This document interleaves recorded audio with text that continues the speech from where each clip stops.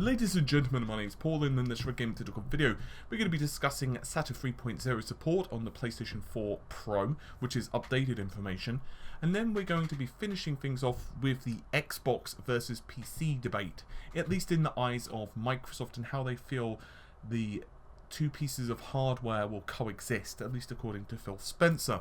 But first things first, let's talk about the PS4 Pro and SATA. So currently, the PlayStation 4, the regular system that you may have in your home right now, uses SATA 2.0. For those of you who do not know, this means that even if you were to use, let's say, an SSD in the system, you're essentially going to be hampering that drive because it just can't push the amount of data through the SATA 2.0 port. Now the difference is 3 Gbps versus 6 GB/s, which is obviously quite a difference. It's twice the speed moving to a SATA 3.0 port. Now it was very surprising to a lot of folks when the system first was announced that it would only be using SATA 2.0, especially considering that PCs have been using SATA 3 for, well, I believe it was like 2008 or 2009. I think it was 2009. And we've got even faster connections now on PC, for example M.2 and NVMe. But the good news is Sony are at the very least going to be supporting SATA 3.0, at least according to 4Gamer. Now they managed to snag some information from the chief executive of the engineering division over at Sony, and they have confirmed that we will indeed be seeing a SATA 3.0 connection in the PlayStation 4 Pro. Now, just for those of you who are going to say, well, I've put in a SATA 3 hard drive in my system, yes, you can do that, but basically it's going to be running at a slower speed than what it otherwise would do. Now, from what I understand, the PlayStation 4 originally was using a USB 3.0 SATA bridge. In other words, quite simply, it was almost like the drive was acting like it was a USB hard drive. It was basically using a chip which made the SATA port essentially connected via the system via a USB 3.0. Sony are no longer doing that. They're going to be using a custom chip, and this most likely is going to improve the connection speed quite significantly. What's that going to mean in real world? Well, quite simple really. Theoretically, we're going to get faster game installs, which is obviously quite a nice thing, although some of that is going to come down to the DVD and of course, or Blu-ray or rather, and naturally your, let's say, your internet connection speed. But it also should theoretically mean faster game loading times. Now, if I was suspecting something, I would also say that this may be handy for texture streaming.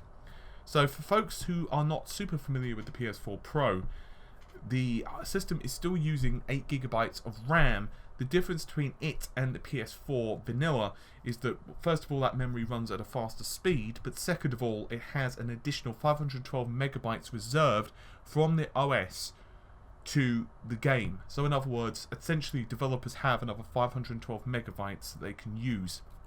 Now, if you start looking at the resolutions that the PS4 Pro is going to be touted to push, it does make some sense that texture streaming and other such effects are going to obviously be quite taxing on just that amount of memory, on like 6 GB. And I do suspect that the faster hard drive speed will indeed help with like texture streaming and data streaming as a whole. For example, it could be as you start going through levels, new assets are loaded in, whether they be geometry, whether they be characters or audio or textures or whatever else.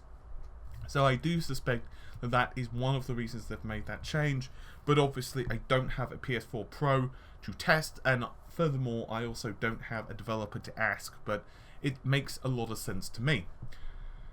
Speaking of things which make sense, let's talk about Phil Spencer, shall we? So he has recently had an interview, as he tends to do right now. It seems to be like the thing that Phil is doing. Mostly I suspect that it's pressure with the upcoming launch of both the PS4 Pro and naturally the fact that PSVR is, well, launched now. But in a recent interview with PC and Tech Authority, they asked a very simple question. It basically is the Xbox becoming a PC? And if it would you be able to start doing the same upgrade scenarios of a PC? Now naturally we've already started to talk about the Scorpio, we've already discussed that at length on the channel, and Microsoft of course are touting it to be the most powerful console ever made. I do suspect that that is somewhat a dig at Sony, considering that they were doing very similar wordings with the PS4 when it was launched, and it's all fair game because both companies were releasing true statements. But Phil then said that back in the day, consoles won't be able to upgrade, users won't be able to upgrade their consoles simply by using a screwdriver and plugging in like a new GPU. But this new statement, he further added to it, and let's go through it. And I quote, "I think PCs by definition will always be more iterative and more continual in their upgrade capacity. And that's something that PC gamers really value. Obviously, at Microsoft, as a Windows company, we respect that I can upgrade my keyboard, I can get a faster mouse, I can get a better monitor, I can replace my CPU. That kind of tweaking and building that goes on is incredible. On console, I think, it's a different consumer device, and we wanted to build something that embraces what's going on PC, but not compete with it. We see that our best Xbox customers are also big customers on PC, and we wanted to make sure that building a product that's inclusive of both.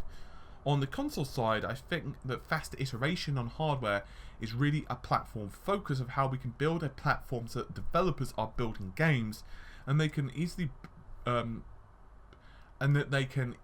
as possible target multiple consoles. We think we've landed that with Xbox One S and Scorpio with the partners we're working with," end quote.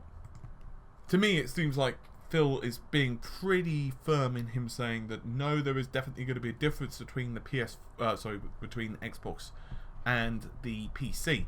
Essentially, that they want that clear line in the sand between the two systems. With that said, as regular viewers will know, I've been playing a lot of Gears of War recently, and I'm absolutely loving it. One of the things I really do love is the fact that, well, it essentially supports crossplay. And not just crossplay, you can use Play Anywhere.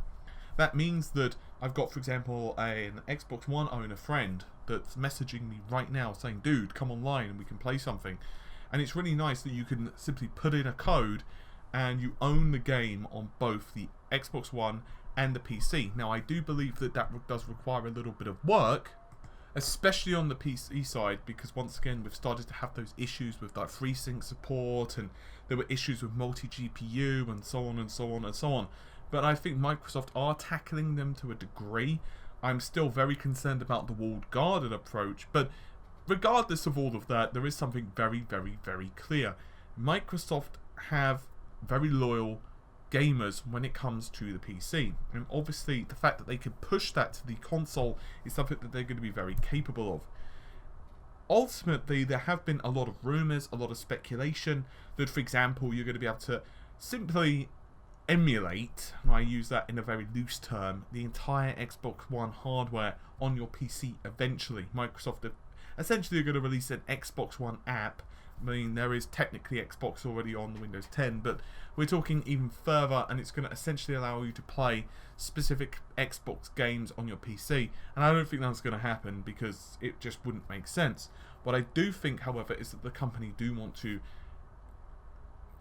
facilitate, at least in their mind, the key differences between the two systems. Ultimately, Scorpio is going to be very powerful. There's no doubt in my mind that it's going to be more powerful than PS4 Pro. It's coming out a year later. Whether it's going to be more expensive is down to your imagination. But PC is still going to be more expensive if you decide to go the really high performance route, but it's also going to be more customizable. And not to mention the fact that it's more customizable, you can pretty much do whatever you want with the PC. You can use it for spreadsheets, you can use it for image editing, you can use it for video editing, audio editing, you can use it for internet browsing, you can use it for anything you like, which obviously is something that consoles just can't do yet. So I do believe there will be that separation between, for lack of a better word, church and state, between the Xbox and the PC. And I think that's probably good for us. In terms of, I like the idea of them not really pushing one to the other, because I think that from the idea of, I mean, I guess the one benefit is if they open up the Windows Marketplace on the Xbox, then you can start downloading these apps. But I do like the clear separation. I like the idea of the Xbox is primarily a gaming device, because ultimately I think it keeps Microsoft's focus, and we all know what happened back in the days of the early Xbox One. But hey, we'll have to wait and see. But for the most part, I do agree with him. I don't think it's a good idea to necessarily allow you to simply open up your Xbox, put in a new GPU, because it starts to make things really messy. On the other hand, I don't also like the idea of regular upgrades for the console. So for example, every couple of years might be a little much, but every 3 to 4 years with a new device which it allows you to have better graphics or faster frame rates or whatever, maybe that could work. Anyway, hopefully you've enjoyed the video. I'll see you soon. Take care. Bye for now.